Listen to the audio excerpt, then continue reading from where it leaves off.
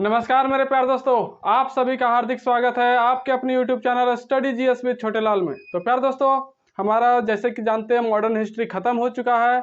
आज से जो है प्यारे दोस्तों, हम हिस्ट्री का प्रथम भाग जिसको कहते हैं एंशिएंट हिस्ट्री, प्राचीन इतिहास, इसको पढ़ने की कोशिश करेंगे, समझने की कोशिश करेंगे। तो प्यारे दोस्तों, अगर आप मॉडर्न हिस्ट्री में कहीं कोई दिक्कत है तो आप ज़रूर कमेंट बॉक्स में लिखिए और बताइए, है ना। और कैसा लगा पूरा मॉडर्न हिस्ट्री ये भी ज़रूर बताइए प्यारे दोस्तों, ताकि मैं आप लोगों के बातों से थोड़ा मोटिवेट हो सकूं।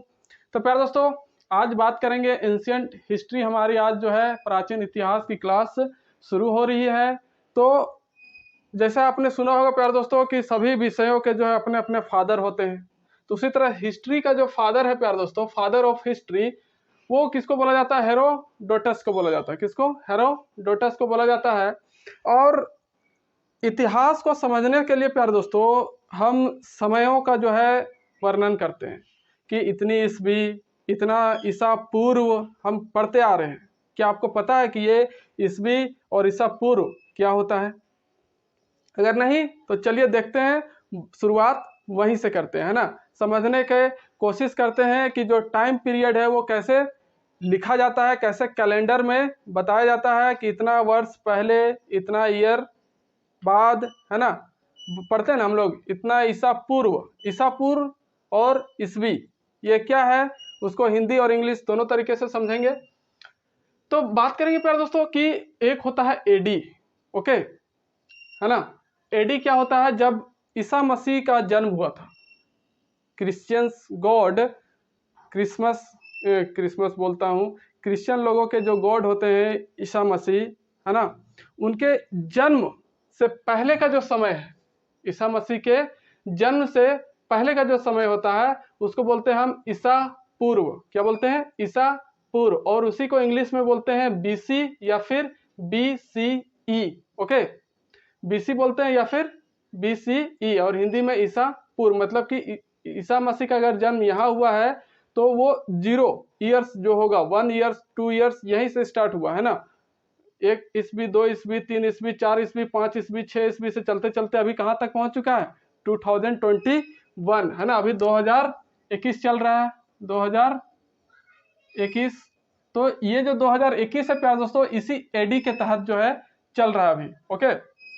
तो जो एडी है प्यारे दोस्तों, ये कौन सा टाइम बताता है? बर्थ ऑफ क्राइस्ट, है ना। ईसा मसीह का जन्म के बारे में जो है ये एडी बताता है। और ईसा मसीह के जन्म के बाद का जो समय है उसको सीई इंग्लिश में बोलते हैं या फिर एडी। इसका फुल फॉर्म अभी नीचे हम देखेंगे। उसी को बोलते हैं हम ईस्वी, 1400 ईस्वी, 1595 ईस्वी, 1313 ईस्वी, है ना।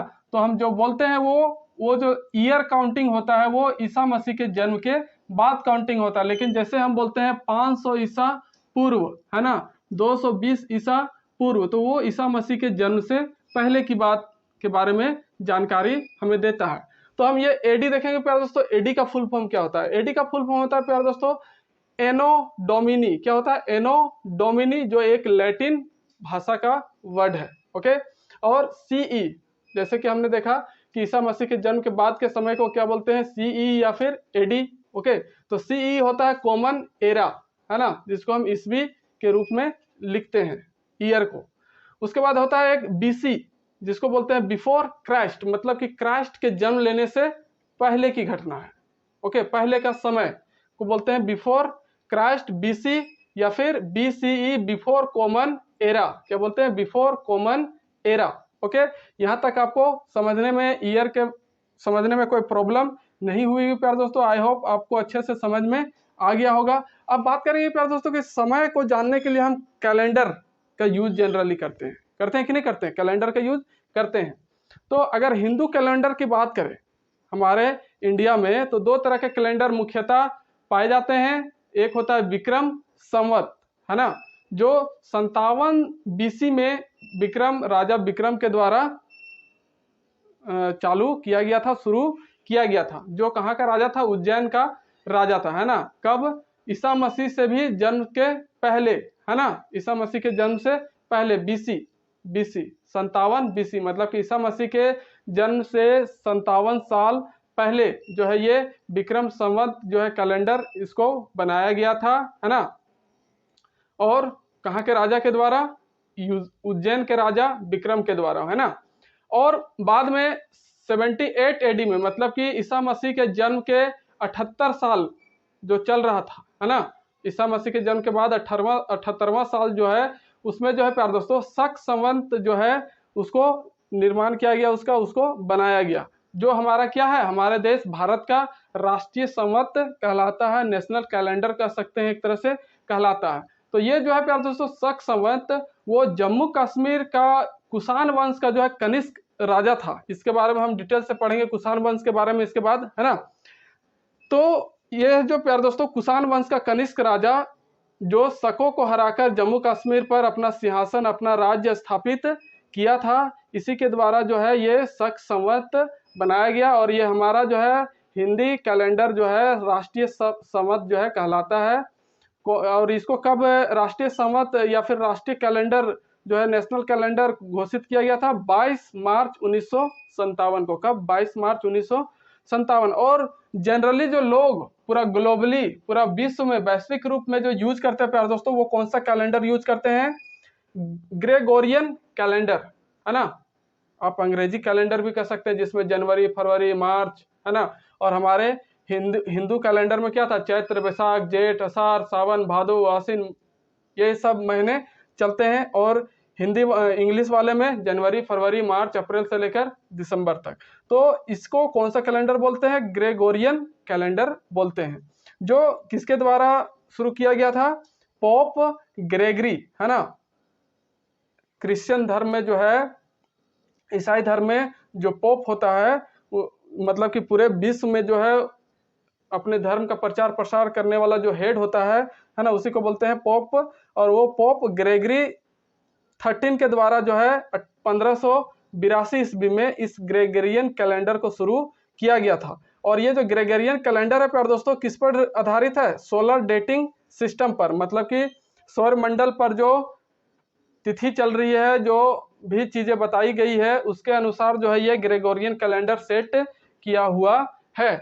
अब बात करेंगे हिस्ट्री की। तो प्यारे दोस्तों की हिस्ट्री को जानने के लिए, है ना, हिस्ट्री समझने के लिए हम कौन कौन से चीजों का जो है, कौन कौन मुख्य स्रोतों का जो है इस्तेमाल करते हैं, प्रयोग करते हैं। तो हिस्ट्री को जानने के लिए जो है प्यारे दोस्तों 3 major source are uses by us. Okay, तो 3 मेजर सोर्स का यूज हम करते हैं, जिसमें से फर्स्ट क्या है प्यारे दोस्तों?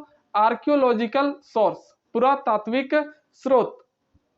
पुरातात्विक स्रोत कहने का मतलब है कि प्यारे दोस्तों कि पुराने समय में, पुराने राजा महाराजाओं के समय में जो भी चीजें अभी प्रेजेंट है या फिर जो हमें मिली है उसी को बोलते हैं आर्कियोलॉजिकल सोर्सेस। ओके, जिसमें क्या क्या चीजें आ जाएंगी आपकी? इंस्क्रिप्शन, अभिलेख, है ना। इंस्क्रिप्शन क्या होता है? इंस्क्रिप्शन इसके बारे में अभी हम नेक्स्ट डिटेल पढ़ेंगे। और फिर क्वाइंस उस समय के जो मिले हैं वो भी इसी में आते हैं पुरातात्विक स्रोत में। स्टेच्यूज, जो मूर्तियां पुरानी मिली है राजा महाराजाओं के समय की, बहुत पुरानी, वो मूर्तियों से हम हिस्ट्री का पता लगाते हैं कि ये कितना साल पहले है, ये कौन से राजा के द्वारा बनाया गया था, कौन सा राजा इस जगह पर शासन कर रहा था। ये सारी चीजें जो है हमें इन्हीं सभी चीजों से जानकारी मिलती है। कुछ फॉजिल्स मिल गए, कुछ कोई चीजें को अवशेष मिल गया, है ना। अवशेष कहने का मतलब है कहीं कुछ क्रॉप्स का अवशेष मिल गया, कहीं किसी जानवर का शरीर का अवशेष मिल गया, फॉजिल्स। ओके, आदमी का भी फॉजिल्स मिल गया। इस तरह से जो भी चीजें मिलती हैं अवशेष के रूप में, उनसे हमें हिस्ट्री का पता चलता है। और फिर मॉन्यूमेंट्स होते हैं, जो स्मारक बनाए गए होते हैं पुराने टाइम में राजा महाराजाओं के द्वारा, है ना, उसके द्वारा भी जानकारी मिलता है इतिहास का। और फिर बिल्डिंग्स, जो भवन, जो इमारत बने होते हैं उसके बारे में भी हमें जानकारी मिलता है। जैसे हम लाल किला के बारे में पढ़ते हैं या फिर ताजमहल के बारे में पढ़ते हैं, तो ये हमें कैसे पता चलता है कि ये इतना साल पुराना बना था, ये राजा बनाया था, किस लिए बनाया गया था, कितने मजदूर लगे थे, ये सारे चीज हम पढ़ते हैं कि नहीं पढ़ते हैं। तो ये जो है चीजें प्यार दोस्तों इसी बिल्डिंग से स्टडी करने से पता चलता है ना। और फिर सेकेंड सोर्स क्या प्यार दोस्तों? लिटरेरी सोर्सेस, साहित्यिक स्रोत। साहित्यिक स्रोत में जो धर्म से रिलेटेड जो बुक लिखे गए थे, है ना, तो वही सब आ जाते हैं। एक तो ये लिटरेरी सोर्स में साहित्यिक बुक जो भी लिखा जाता था, उसके बारे में पढ़ते हैं। या तो वो रिलीजियस होता था या फिर नॉन रिलीजियस होता था। जो भी बुक, जो भी साहित्य छापा जाता था, या फिर छापने तो उस समय मशीन था नहीं, लिखा ही जाता था हाथ से, है ना, कलम दवात स्याही से। देखे होंगे बहुत सारा फोटो में पंख से आदमी को लिखते हुए, है ना, मोर पंख से। तो इस तरह से साहित्यिक स्रोत का भी पता चलता है, और इसी से पता चलता है समय का भी, इतिहास का भी, कि कौन से समय में कौन से राजा शासन कर रहा था, किसको हराया। तो ये सारे साहित्यिक स्रोत से हमें पता चलता है। जो दो तरह का होता है, एक रिलीजियस धार्मिक, या फिर एक होता है नॉन रिलीजियस जो गैर धार्मिक होता है, किसी कहानी पर लेकर, किसी घटना के पर लेकर लिखा गया साहित्यिक स्रोत, है ना। जनरली बुक और जो पत्रिकाएं होती थी, है ना, पत्रिकाएं तो अभी मॉडर्न समय में चली है, तो उस टाइम जो भी पेज में, पेपर में लिखा जाता था, है ना, वही लिटरेरी सोर्सेस होती थी। पहले ऋषि मुनि समय के काल में लोगों को सिर्फ बोला जाता था, और उसको सुन करके वो अपने कान में, दिमाग में बैठा लेते थे। इसके बारे में भी हम पूरा डिटेल से पढ़ेंगे। इसमें वेद कितना तरह के होते हैं, सारी चीजों के बारे में पढ़ेंगे। उसके बाद एक तीसरा स्रोत होता है प्यारे दोस्तों, description of foreign traveller. Okay, foreigner traveller, विदेशी यात्री लोग जो विदेशों में जाके भ्रमण करते थे, वहाँ के लोगों से मिलते थे, वहाँ शिक्षा ग्रहण करते थे, समाज को समझने की कोशिश करते थे, तो उसके बारे में अपनी वो पुस्तक में, किताबों में लिखा करते थे। तो वही होता है विदेशी यात्रियों का विवरण। Okay, description of foreigner traveller. तो इतने सारे सोर्स है प्यारे दोस्तों, मुख्यतः 3 तरह के source, archaeological source, literary source और डिस्क्रिप्शन ऑफ फॉरेन ट्रेवलर। इन सारे चीजों के बारे में जो है पढ़ने से या फिर इनका अध्ययन करने से ही हमें हिस्ट्री का पता चलता है, किसका, इतिहास का पता चलता है। तो ये था कुछ बेसिक चीजें प्यारे दोस्तों, जो हमें हिस्ट्री पढ़ने से पहले समझनी बहुत ज्यादा जरूरी होती है। मेनली इस बात को लोग समझ नहीं पाते हैं कि बीसी क्या होता है, सीई क्या होता है, एडी क्या होता है, ईस्वी क्या है, ईसा पूर्व क्या है। इसको समझना थोड़ा बहुत लोग अच्छे से नहीं पाते हैं, इसलिए मैंने इसको पहले बताया। फिर कैलेंडर के बारे में बताया कि कैलेंडर से हमें जानकारी मिलती है ईयर की, समय की, डेट की, है ना। तो किस तरह के कैलेंडर होते हैं, हिंदू कैलेंडर हमारे इंडिया में पाए जाते हैं, और वर्ल्ड लेवल पर जो यूज किया जाता है ग्रेगोरियन कैलेंडर, है ना, इसके बारे में मैंने बताया। और फिर ये सोर्सेस ऑफ हिस्ट्री।